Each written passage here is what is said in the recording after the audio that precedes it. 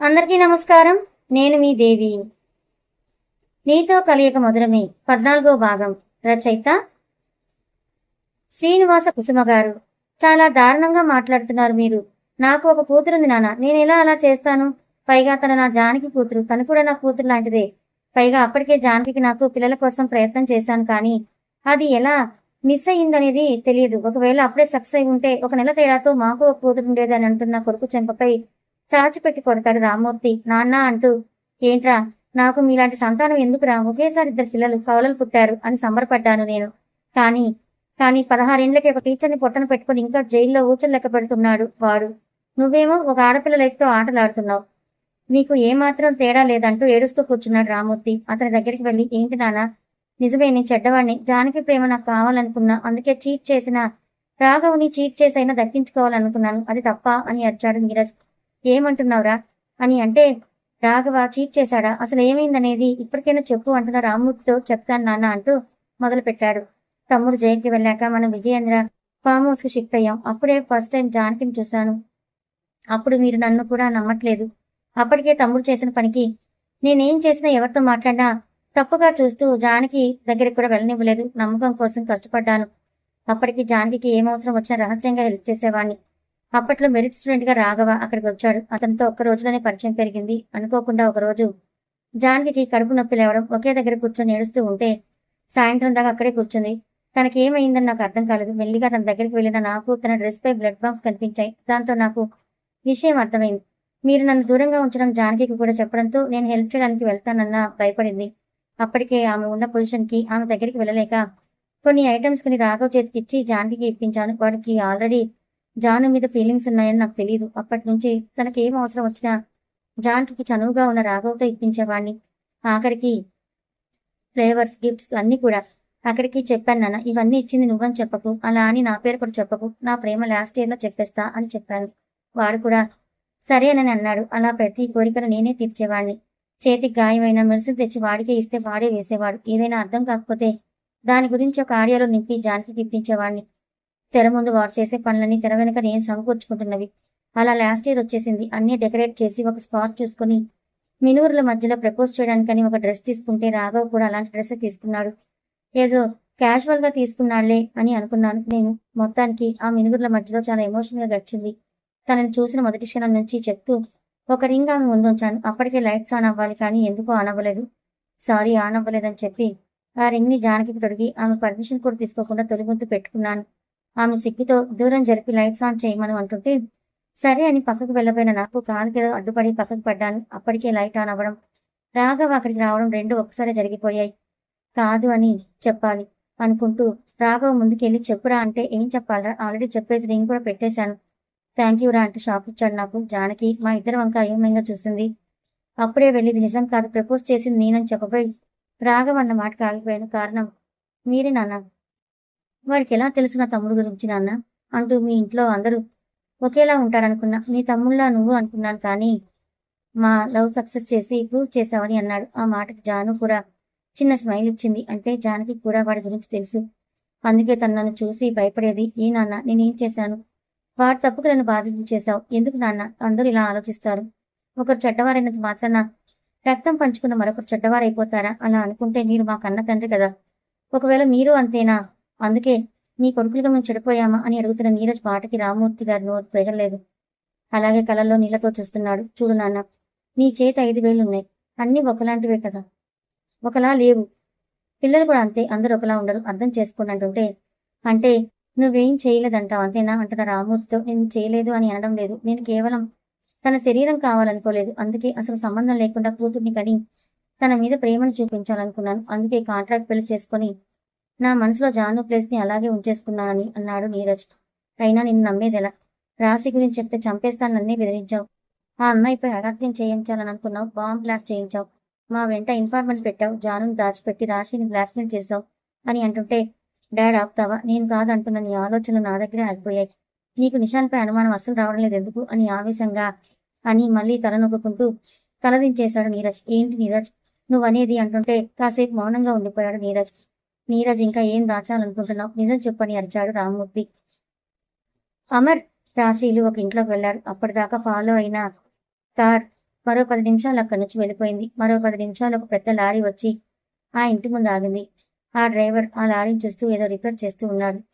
ఆ లారీకి ఉన్న ఒక స్టాండ్‌కి ఒక బైక్ ఫిక్స్ చేసుంది. దాన్ని కిందకు దించి ఒకవైపు పెట్టి ఏదో సెట్ చేసుకొని కాసేపు అక్కడే ఉండి లారీ స్టార్ట్ చేసుకొని వెళ్ళిపోయాడు. అక్కడ సీక్రెట్‌గా కాపలా కాసేవాడు ఆ ఇంటి వైపు కనిపించే గోడ చాటు దగ్గరికి వెళ్ళి ఆ ఇంటి వైపు చూసి అక్కడ ఎవరూ లేకపోవడంతో కారులోకి తొంగి చూశాడు. కానీ వాళ్ళు లేరు. ఆ ఇంటి తలుపులు తాళం తీసి ఉండడంతో వాడెవరికో కాల్ చేసి బాస్ వాళ్ళు లోపలికి వెళ్ళారని చెప్పి నిలబడ్డాడు. ఒక్క నిమిషం నేను చెక్ చేస్తానని చెప్పి నా అతను రే ఎదవా వాళ్ళు లోపలికి రాలేదురా, వాడు అమరేంద్ర, వాడిని తక్కువ అంచనా వేశావు చూడు, అక్కడే ఎక్కడ ఉంటాడని చెప్పిన మాటలకి కంగారుగా చుట్టూ చూశాడు. కానీ అప్పటికే రాశిని తీసుకుని బైక్ రైడ్ చేసుకుంటూ చాలా దూరం వచ్చాడు అమర్.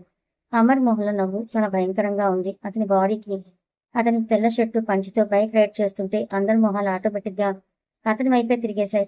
మరొక అరగంటలో ఒక అడవి లాంటి ప్రాంతంలోకి వెళ్ళింది ఈ బైక్. అమర్ నేరుగా అక్కడ ఉన్న మామిడి తోటలోకి వెళ్ళాడు. చుట్టూ చెట్ల మధ్యలో ఒక చిన్న చెరువు, దాని పక్కన ఒక ఇల్లు చాలా పొందిగ్గా ఉంది. ఆరు బయట ఒక మంచం ఉంది. ఆ ప్రాంతం మొత్తం రకరకాల పూలతో అలంకరించి ఉంది. బైక్ దిగిన రాసి అక్కడంతా ఆశ్చర్యంగా చూస్తుంటే అమర్ మాత్రం ఎవరికో కాల్ చేసి మాటల్లో మునిగిపోయాడు. అతని వైపు చూసి ఏదో అర్థమైన దానిలా అదంతా తిరుగుతూ తన భయం పక్కన పెట్టి ఆనందంగా ఉంది. మరో అరగంట తర్వాత అక్కడే ఉన్న పండ్లను తింటూ కూర్చున్న రాసి దగ్గరికి పరిగెత్తుకుంటూ వస్తున్న అమర్ని చూస్తూ కంగారుగా లేచి నిలబడింది. అమర్ రావడంతోనే ఆమె పెదాల్ని అందుకున్నాడు. ఫోర్స్గా రావడంతో రాశితో పాటు మంచంపై పడి ఆమె తింటున్న పండు తినేసి ఇప్పుడు నువ్వు నాకు కావాలి ఆరాటంగా చుట్టేస్తూ తను ఆ మోహం మత్తులో తడిమేస్తూ రాశిని కూడా ఆ మోహం మత్తులోకి తీసుకెళ్లి ఆవగా ఎత్తుకొని ఆ ఇంటి లోపలికి తీసుకెళ్లి పువ్వుల పాన్పుపై వేసి నఖశిఖ పర్యంతాన్ని తడుముతూ అతని చేతి స్పర్శకి ఆమె నుండి వచ్చే స్వరం ఒక సంగీతంలా తోచి ఇన్ని రోజుల ఎడబాటును ఇంతవరకు పడ్డ ఇబ్బందులను మరిచి మరి ఆమెకి అతనే వస్త్రంగా మారి వారికి ఆ పువ్వులే దుప్పటిగా అతి మనోహరంగా అతి మధురంగా తొలి తెలియకులోని ఇబ్బందిని చాటుతూ సృష్టి కార్యాన్ని మొదలుపెట్టారు. అపురూపంగా మధురంగా ఉన్న రాత్రి తీయటి నొప్పితో అవస్థపడుతూ ఆమె చేసే మూలుగులకి అతనిలో ఆవేశం పెరిగిపోయింది. అమర్ సంతోషంగా ఒక్కో క్షణాన్ని ఆస్వాదిస్తూ తన ముందు రతీదేవిలా మెరిసిపోతున్న ఆమె కోసం మదనుడే అయిపోయి వారి నూతన జీవితాన్ని కొత్త కావ్యంగా మలుచుకుంటూ ఆ రేయిని మధురంగా మలుచుకున్నారు. నీరజ్, ఇంకా నా దగ్గర ఏం దాచాలని చూస్తున్నావు అని పదే పదే అడుగుతున్న రామూర్తితో జరిగింది చెప్పడం మొదలుపెట్టాడు. రాఘవ్ ప్రపోజ్ చేశాక రెండో రోజు ఆ బాధ తట్టుకోలేక నాకు పిచ్చి పట్టింది.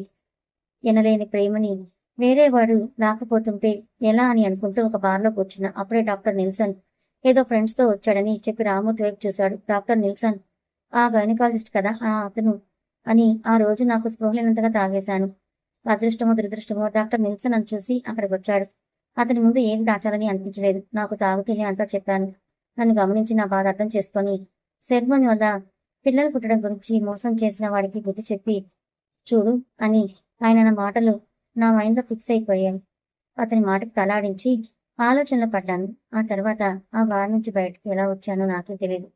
కానీ కళ్ళు మూసి తెరిచేలోగా ఒక వ్యాన్ వచ్చి నన్ను కొట్టేసింది. నా కళ్ళ ముందు మొత్తం శూన్యంగా తోచింది. నేను చాలా కలలు కన్నాను తెలుసా నాన్న. నేను జాను చాలా సంతోషంగా గడపాలని, కాలు కింద పెట్టకుండా చూడాలని, మాకు ఒక పాప పుట్టి తనని అల్లారు ముద్దుగా పెంచుకోవాలనుకున్నావు. అదంతా కళ్ళ ముందు మెదిలి నేను పోయినా నాకు జానకి పిల్లలుంటే బాగుండనే ఆలోచనతోనే స్పృహ తప్పి పడిపోయాను. నెల్సన్ గారు ఫాస్ట్గా రియాక్ట్ అయ్యి నా పల్స్ చూస్తూ సిపిఆర్ చేసి అప్పటికి నన్ను కాపాడాడు. నువ్వు జానుయే నాకు గుర్తుకొచ్చాడు. డాడీకి చెప్పకండి జాను గురించి కూడా చెప్పి ఎవరికీ తెలియకూడదని చెప్తూ అక్కడే స్పృహ కోల్పోయాను. హాస్పిటల్లో జాయిన్ చేశాడు నెల్సన్. చాలా రోజుల తర్వాత నేను కళ్ళు తెరగవాన్ని నాకు గుర్తొచ్చింది. మీరే డాడీ. ఒళ్ళంతా గాయాలతో ఉన్న నాకు ట్రీట్మెంట్ చేస్తూ ఏ పార్టీ సహకరించక సరైన ట్రీట్మెంట్ అందలేదు. నాపై ఆశ వదులుకున్నారు డాక్టర్లు. అప్పటికే నా స్థానంలో నిశాంత్ చేరి విజయేంద్రకి రామూర్తిని అపార్థం చేసుకుని వెళ్ళలా వాళ్ళు పారిపోయేలా ప్లాన్ చేశాడు. నాకు మెలకువైతే వచ్చింది కానీ ఛాన్స్ తక్కువ అని చెప్పారు. అప్పుడే నా వార్డు ముందు జాను ఎవరితోనో మాట్లాడుతూ ఉంది.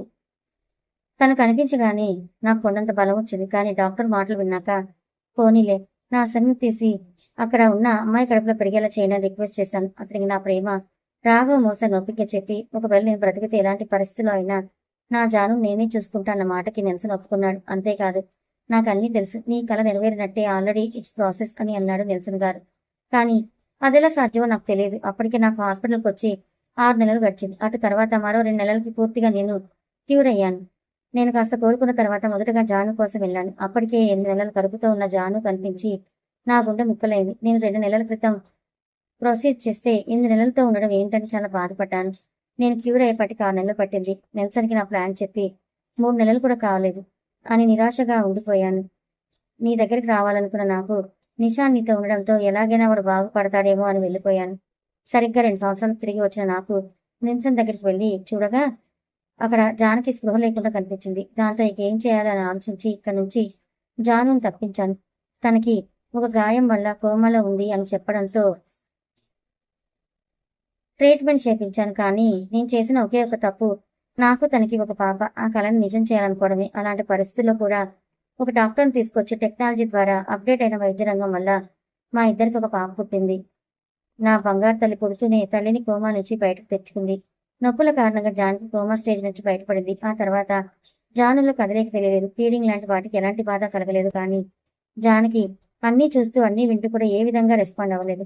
కానీ పాపకు ఫీడింగ్ మాత్రం ఆగలేదు. దాదాపు 13 ఏళ్లు కాపాడాను. కానీ ఉన్నట్టుండి కాస్త అబ్నార్మల్గా బిహేవ్ చేసింది. హాస్పిటల్కి తీసుకెళ్తే హెవీగా బీపీ ఉంది, ఏదో ఆలోచనలతో చాలా స్ట్రెస్ ఫీల్ అయ్యారు. చాలా వరకు హాస్పిటల్లో ఉంటేనే క్యూర్ అవుతుంది అనడంతో అలాగే ఉంచాను. ఏమైందేమో తెలియదు, ఇంతగా బిహేవ్ చేయడం స్టార్ట్ చేసింది. అంతేకాదు తను చూడడం మాట్లాడడం కూడా లేదు. పాప మెచ్యూర్ అవ్వడంతో నేను పాప దగ్గరికి వెళ్లాల్సి వచ్చింది. వచ్చే వరకు డాక్టర్లు మీరే డిశ్చార్జ్ చేశారు కదా, మళ్ళీ వచ్చారేంటి అని రివర్స్లో అడిగారు. నాకు అర్థమయ్యి ఫాస్ట్గా ఇక్కడికి వచ్చేసాను. నాకు నా జాను కావాలని డిమాండ్ చేశాను. కానీ వాడు నన్ను పట్టించుకోకుండా నా పేరుతోనే బెదిరించడం, బాంబ్ బ్లాస్ట్ చేయడం చేశాడు. అప్పుడు కరెక్ట్ టైంలో అక్కడికి వచ్చి వాడి ప్లాన్ తెలిసేలా అప్పుడే బాంబ్ పెట్టినట్టు యాక్టింగ్ చేసి మిమ్మల్ని సేవ్ చేశాను. ఆ తర్వాత మీకు తెలిసింది, జాను దొరికింది కానీ నా నుంచి దూరమైందని బాధగా కళనీళ్లతో తండ్రి కాళ్ళ మీద పడ్డాడు నీరజ్. ఏం చేయాలని ఆలోచిస్తూ బొమ్మలా బిగిసిపోయాడు రామ్మూర్తి. మత్తుగా సూర్యకిరణాలు మొహంపై పడ్డంతో లేచిన రాశి అమర్ మొహంలో ప్రశాంతతను చూసి చాలా సంతోషపడింది. ఇక తను అతని సొంతం అనుకోగానే బుగ్గలు సిగ్గుతో ఎర్రబడ్డాయి. గాఢ నిద్రలో ఉన్న అమర్ నుదుటిన చిరుబుద్దు అద్ది చుట్టూ చూసి అక్కడ ఏం లేకపోవడంతో డ్రెస్అప్ అయి చిన్నగా బయటకొచ్చింది. ఒక సైడ్లో చిన్న వాష్రూమ్ కనిపించింది. ఫ్రెషప్ అయ్యేలా లేకపోవడంతో ముందు ఉన్న చిన్న నది ఒడ్డుకు వెళ్లి ఆ నీటితో మొహంపై నీళ్లు చల్లుకొని ఆ సూర్యకిరణాలు నీటి అలలపై పడుతుంటే కొత్తగా చాలా అందంగా కనిపించి అలాగే కూర్చుంది రాశి. ప్రశాంతంగా పడుకున్న అమర్ ఫోన్ రింగ్ అవడంతో లేచి ఒళ్ళు విరుచుకుంటూ పక్కన చూడగా అక్కడ రాశి లేదు. ఎటెళ్ళింది అనుకుంటూ బయటకు వచ్చి చూసి రాశి నది ఒడ్డున కనపడగానే రిలాక్స్ అయ్యి కాల్ లిఫ్ట్ చేసి మాట్లాడాడు. Sir, all set. అక్కడ ఉన్న కెమెరాస్ మొత్తం కూడా రిమూవ్ చేశాం అండ్ అక్కడికి వచ్చిన గ్యాంగ్ మొత్తాన్ని కట్టేసి ఉంచాం. ఇప్పుడు ఏం చేయమంటారు సార్? ఇప్పుడే ఏం చేయదు. ముందు మా అత్త నోరు తెరిచి మాట్లాడాలి. అంతేగాక ఇప్పుడు అక్కడ ఉంది నీరజ, నిషానా తెలియాలి. ఆ తర్వాతే ఏదైనా. వాళ్ళు స్పృహలో ఉండకుండా చూసుకో. అలాగే నేను చెప్పిన ఏరియాకి ఫుడ్ పంపు. ఓకేనా అని చెప్పి కాల్ కట్ చేశాడు అమర్. సన్ రైజ్ ని ఎంజాయ్ చేస్తున్న రాశిని నిమిషం చూసి వెనక్కి తిరగ్గా పూల పంపుపై వారిద్దరు శరీరాలు ఉండేంత వరకు అణిగిపోయి చుట్టూ ఉన్న పూలు చెక్కు చెదరకుండా ఉన్నాయి. వాటిని చూసి రాశి తన సొంతం చేసుకున్న నిమిషాలు కళ్ళ ముందు మెదిలి అమర్ మొహం వెలిగిపోయింది. తను డ్రెస్అప్ అయి రాశి దగ్గరికి నడిచాడు. దగ్గరికి వెళ్లే కొద్దీ అస్తవ్యస్తంగా కట్టిన చీరకు వెనక నుంచే చాలా అందంగా కనిపిస్తున్నా ఇంకా దగ్గరికి వెళ్లే కొద్దీ ఆ ప్లేస్లో అతని పంటి మార్క్స్, చేతి మార్క్స్, పిన్ చేసిన మార్క్స్ కనపడుతూ సూర్యకిరణాలు వాటిపై పడి ఎర్రగా మెరుస్తూ కనపడ్డాయి. వాటిని చూస్తూనే రాశి దగ్గర కూర్చొని ఆమెను లాగి తన ఒళ్ళో పడుకోబెట్టుకుని నడుము చుట్టూ చేతులు వేసి తడుముతూ అప్పుడే లేచావేంటి అని అడిగాడు అమర్. అయ్యో బావా, ఎవరైనా వస్తారు వదులు అంటూ నడుము నుంచి పైకి వస్తున్న ఆ చేతుల్ని ఆపేస్తూ ప్లీజ్ బావా అంటూ బ్రతిమలాడింది. నీ భయం ఎవరైనా వస్తారనా? ఇప్పుడు ఇక్కడికి 2 కిలోమీటర్ల దూరంలో ఒక ఫెన్సింగ్ ఉంది. దానికి కరెంట్ జనరేట్ అయి ఉంది. ఎవరు టచ్ చేసినా నాకు సిగ్నల్ వస్తుంది. ఇక్కడ మనం తప్ప ఎవరూ లేరు, రారు. ఆపుకురా నన్ను అని గోముగా అడుగుతూ ఆమెను లేపి హక్ చేసుకుంటూ మీదపై నుంచి ముద్దులు పెడుతూ రాశిని తన కంట్రోల్లోకి తెచ్చుకునే ప్రయత్నం చేశాడు. కానీ అసలు రాశి సపోర్ట్ చేయకుండా అబ్బా బావా ప్లీజ్, నాకు భయంగా ఉందంటే చుట్టూ చూస్తూ దూరం జరగబోయి అనుకోకుండా నదిలోకి పడిపోయింది. తనతో పాటు అమర్ కూడా పడిపోయాడు. ఒక్క నిమిషం షాక్ అయినా మరుక్షణం తడిచిన తన భార్యను అలా చూస్తూ ఉండలేక గాఢంగా హత్తుకున్నాడు. చల్లగా అయినా ఒంటికి అతని వెచ్చటి ఊపిరికి వశం కోల్పోయిన రాశి చుట్టూ ప్రపంచాన్ని మర్చిపోయి అతని గుండెల్లో ఒదుకుపోయింది. చెలరేగుతున్న అర్జునికి ఒళ్ళంత తడుముతూ ముని పంటితో లాగుతూ మురిపెంగా ముద్దులతో ముంచేస్తూ ఇంకా ఆపై అక్కడ ఉండలేక రాశిని ఎత్తుకొని ఆ చిన్ని పొదరిల వైపు అడుగులు వేశాడు. అప్పటిదాకా అతని పనులకు ఊపిరి ఆడిన రాశి అతని మెడ చుట్టూ చేతులు వేసి కళ్ళు మూసుకుని సేద తీరేసరికి మళ్లీ పూల పాన్పుపై తేలింది. తడి బట్టల్లో ఇద్దరి కొడుకులు రాజుకోగా మరొక అందమైన కలయికకి నాంది పలికారు. జానకి మేనుకున్న దగ్గర నుంచి విజయేంద్ర తన పక్కనే ఉంటూ కూతుర్ని కంటికి రెప్పలా చూసుకుంటున్నాడు. రాఘవకి ఇంటి నుంచి వస్తున్న ఫోన్కి చిరాగ్గా మొహం పెట్టి ఏంటి అని గద్దిస్తూనే మాట్లాడాడు. కానీ ఓపిగ్గా మాలతి భర్తతో మాట్లాడుతూ ప్లీజ్ అండి, ఇన్ని రోజులంటే రాశి ఉంది, తనని చూడలేకపోతున్నానని అన్నారు. కన్న కూతుర్ని అలా అనుకుంటున్నా నేనేనాడూ అడగలేదు, కానీ ఇప్పటికైనా ఇంటికి వచ్చి మన పిల్లల్ని చూసుకోకపోతే ఎలా? అసలు మీరేం ఆలోచిస్తున్నారనేది తెలియట్లేదని బాధగా అన్నది మాలతి. కొన్ని రోజులు ఆగు మాలతి, వచ్చేస్తాను, తొందరపడికే, మనకే నష్టం అని చెప్పి కాల్ కట్ చేశాడు రాఘవ. మీరు తెచ్చే డబ్బులు నాకేం పనికిరావండి, ఆ విషయం మీకు ఎప్పుడు అర్థమవుతుందనేది తెలియటం లేదని అనుకుంటూ రాశి తప్పు లేకున్నా కేవలం తన తల్లి తప్పుకి ఇన్నాళ్ళు శిక్ష వేశారు. ఇప్పటికైనా దారిని వదిలేస్తే బాగుండనుకుంటూ కట్ అయిన ఫోన్ని చూసుకుంటూ ఒకసారి నిట్టూర్చి తన పడిలో పడిపోయింది మాలతి. జాను కళ్ళు తెరిచినప్పటి నుంచి జాను ప్రవర్తనతో ఒకవైపు విజయేంద్ర, మరోవైపు రాఘవ్ కూడా ఏవో ఆలోచన చుట్టుముడుతుంటే కాస్త కంగారుగా అనిపించి మాట్లాడించాలని చూసిన విజయేంద్రతో 2 ముక్కలైనా మాట్లాడింది, కానీ మేలుకున్నప్పటి నుంచి ఒక్క మాటైనా మాట్లాడలేదు జాను రాఘవతో. కథ కొనసాగుతుంది. మరి నీరజ్ చెప్పింది నిజమేనా? నీరజ్ జానును ప్రేమించుకుంటే రాఘవే మోసం చేశాడా? మరి రాఘవ మోసం చేస్తే రాఘవ్తో రాశిని ఎలా కన్నది జానకి? జానకి తెలియకుండానే నీరజ్ ఒక బిడ్డని కన్నాడా? అసలేంటి కన్ఫ్యూజన్ అంతా? ఏం జరుగుతోంది తెలుసుకోవాలనుకుంటే ఛానల్ని ఫాలో అవ్వండి. ముందు వెళ్లే కొద్దీ మీకున్న డౌట్స్ అన్నిటికీ క్లారిఫై వస్తుంది. మరి ఈ కథ మీకు నచ్చితే లైక్ చేయండి, మరి కొంతమందికి షేర్ చేయండి. Thank you so much.